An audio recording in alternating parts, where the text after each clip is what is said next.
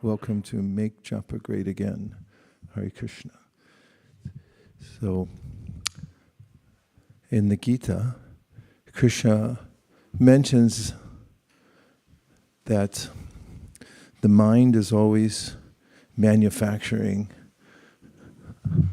desires, and that when one becomes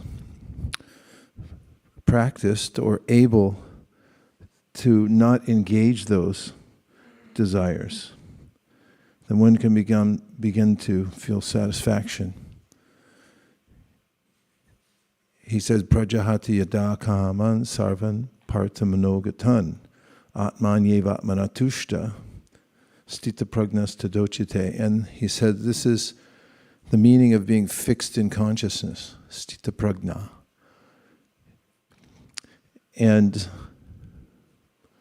this tushta, or satisfaction, is based on a relationship with Krishna. So when we're chanting japa, we're expressing our relationship with Krishna. There's nothing more personal than repeating somebody's name. If you think about it, if you're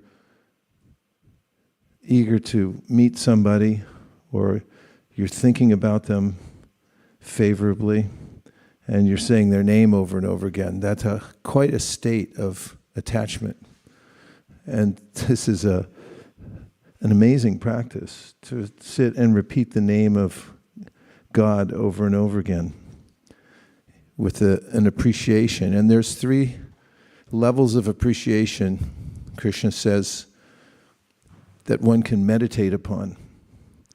The first is that Krishna will receive any of our sincere offering.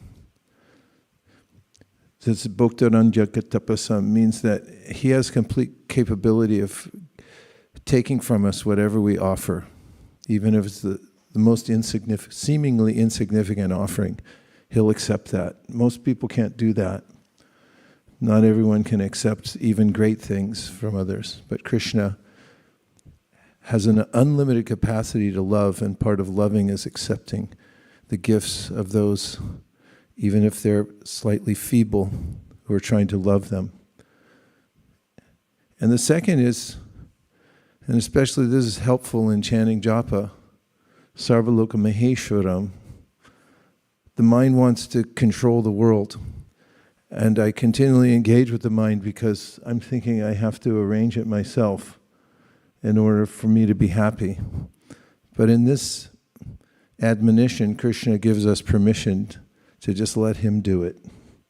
And that's part of chanting Hare Krishna also, is to admit, Krishna, you're the controller, not me. I'm just taking shelter of you. He's the Ishvara of Sarvaloka that covers everything. So just let go, let God. And finally, Suridam Sarvabhutanam, that Krishna says, I'm your best friend. And this is the mainstay of the devotee's practice, is remembering again and again that Krishna is my friend. He's the one who cares about me the most. So it's a very intimate practice. It requires practice. Part of that is noticing that the mind is trying to engage me otherwise, to be the controller of the world, to try to enjoy things myself rather than offering them to Krishna. And feeling devoid of any friendship means, woe is me, I'm being attacked by the material energy. But in the chanting Hare Krishna, we can take shelter of these 3 aspects that Krishna offers to us as a means of meditation. And from that, there's a natural feeling of tushta, or satisfaction, which can't be had anywhere else in this world. So japa is extremely important. What do you think? Yes, about what? Japa is very important. Okay, let's try. Jai Shri Krishna Chaitanya Prabhu Nityananda Sri Advaita Gadadhara Shivasari Gaur Bhaktivinod Hare Krishna Krishna Krishna. Hare Krishna Maharaj. I have a question. So, are there any tips to come out of this FOMO? Yeah, just be absorbed in the holy name. As Prabhupada writes various points about the holy name in his purports, but one of them he says, when you're chanting, it synchronizes all energies from every part of the universe. You're not missing anything. And Krishna says, even if you were missing something, then he says, Yoga Kshema Bahamyaham. Whatever you're missing, you just stay there, I'll personally bring it to you. And that's his nature. He's always serving his devotees. Like once when Krishna went on a picnic with his devotees, in fact, he went and woke them up in the morning. He blew his buffalo horn. They all came out. He said, come with me. And they went to the forest. He killed a Gasura. Then they sat down in a nice sandy place. They were having lunch. And the calves wandered off. And then the cowherd boys became just concerned. So Krishna said, no, you stay. Have your lunch. I'll go find them and bring them back. That's when Brahma took the opportunity to steal away the calves and the boys. But the acharyas mentioned there that this is Krishna's nature. He wants the devotees to go on, enjoying their activities in Krishna consciousness, and he'll take care. So you can just remember that yoga kshema bahamyaham, anything that you need when the mind agitates and says, I have to go somewhere to get this to make my life complete, just remember, stay here. Krishna will take care of everything. Sarva loka maheshwaram, he's the Ishwar of everything. Okay. Yes?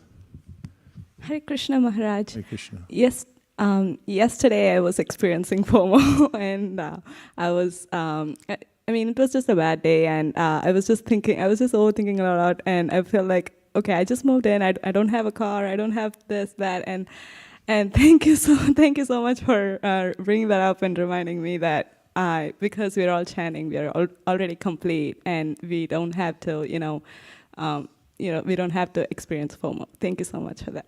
Yeah, and by the same token, when we do feel that we're missing out on devotional service, that's a good thing.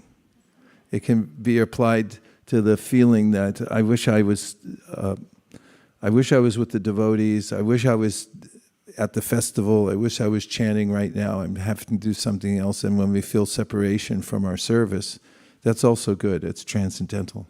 Yes, Prabhu. Hare Krishna.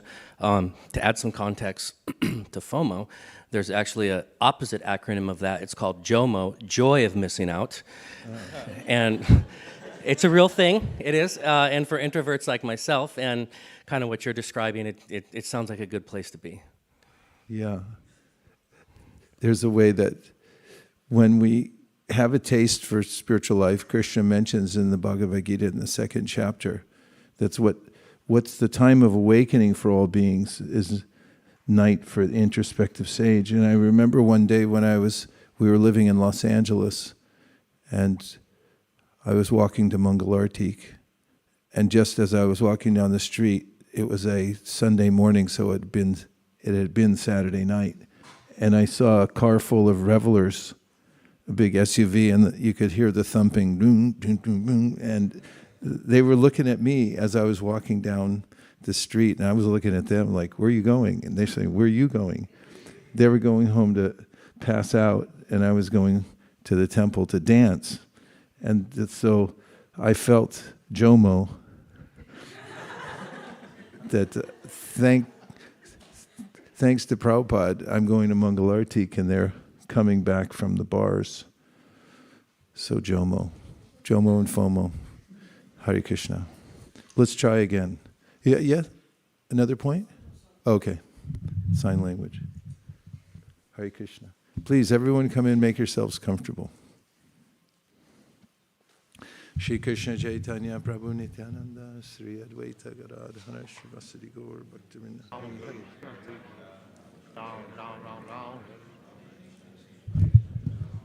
Hare Krishna. We're going to greet the deities in a few minutes. more than a few, 8. But I wanted to make a couple more comments. One is a caveat, which is that, as I had mentioned, Yogakshema Mahamyaham, that's Krishna personally, this is his statement. I deliver personally to the devotee who is absorbed in thinking of me, whatever he or she needs. But that's not the impetus of the devotee, to think, let Krishna, I'll sit here and let Krishna bring me things. The devotee doesn't want to inconvenience Krishna or to ask him for anything. And the meaning of the Hare Krishna Maha Mantra, in fact, is, O my Lord, O energy of the Lord, please engage me in your service. And that's the true satisfaction of the devotee, is to feel that positive emotion that I just want to serve Krishna. That's perfect alignment. And when I have that, then there's natural satisfaction because it's my constitutional position. So in the meaning of the Hare Krishna mantra, if I'm remembering that when I'm chanting, then that sense of tushta is naturally present, as we feel totally satisfied the minute I want something. In fact, Krishna is, and the devotees are always competing, because Krishna always wants to serve the devotee, and the devotee always wants to serve Krishna and not accept any service from Krishna. And this is one of the reasons that our acharyas state that when you serve devotees, then Krishna is most satisfied, because that's what he wants to do, but they resist it. So if somehow or other you can insert yourself in service to the devotees, then Krishna feels most satisfied with you, because you're doing what he wants to do the most, which is serve the devotees. We can take some last realizations or comments. Yes. Jai Madhava Prabhu. Actually, I really liked the previous Jomo also, which you mentioned. And I was, before starting chanting, I was just reflecting on the explanation of Maha Mantra, how to practice. You had put in Bhakti Community brochure. And the last part was, after of course sitting straight and focusing on mantra, last part was when you mentioned that with an attitude of gratitude, please pray to the Supreme to engage in His service. So I was thinking, we remember all the difficulties which we happen, it keeps coming back, or all the challenges, anxiety we have about future, but we very easily forget all the blessings we have received every day. I mean, right now I'm breathing is a blessing, and there is no bigger blessing than that, as an example. So if you can just remember all the blessings, at least when chanting, if you can remember that blessing, and with gratitude, if you chant, then you'll be a lot more joyful and be ready to receive the service. Is what I was reflecting, and I was happy that you mentioned the same thing as well. Jai. Regarding Jomo, this is one of the techniques we see in Haridas Thakur. Just if you want an excuse to get out of the material world, just say, I haven't finished my rounds yet. I'll be right with you. As soon as I finish my rounds, I'll join you. But our rounds are never finished, as you know. Once you finish one day, then you start thinking about, can I do this again tomorrow? So that's a way to stay at arm's length of everything. Haridas Thakur did it when the prostitute showed up. He said, no problem, but I just have to finish my rounds. But she didn't know that he never stopped. Yes, Ansapriya. Hare Krishna. So you mentioned the process of chanting, and one of the things that I had a reflection this week was a little more busier than other weeks. So even when you're chanting, it's a very natural for at least me to get distracted and have a struggle. And instead of fighting with the struggle, at one point it felt like, okay, these struggles are real, actually. But when I can do the best I can, and then pay attention to the Harama or Hare or Krishna, and then got more attention to those words of the mantras and emphasize putting whatever weight I could at that point. And in that process, it made me feel like when I chant, and then Prabhupada is also chanting, wherever I put attention, actually I could relate, and I could made me feel more personal with that name, even not the whole Mahamantra, but that specific word, Rama, Hare, or Krishna. So then I felt that relationship, the personal. So it made me feel like a chanting the whole 108 beats. It's a constant struggle. But wherever I could pay attention, and wherever, then Krishna helps me, because he wants to help. He's a personal. And it made me feel like it's a whole parikrama marked, 108 rounds. It's like going around the Govardhan. You come across the rocks, and it's like a struggle. But then you come to Haridev temple, and then you see that deity, and it becomes a personal. So same way, when I pay attention to whatever the name, Krishna or Rama, then it makes me feel more personal. And I was thinking, whatever little drip of doses that I could get in a personal, at least that much gives me satisfaction or taste, or empowers me to do the next round of japa.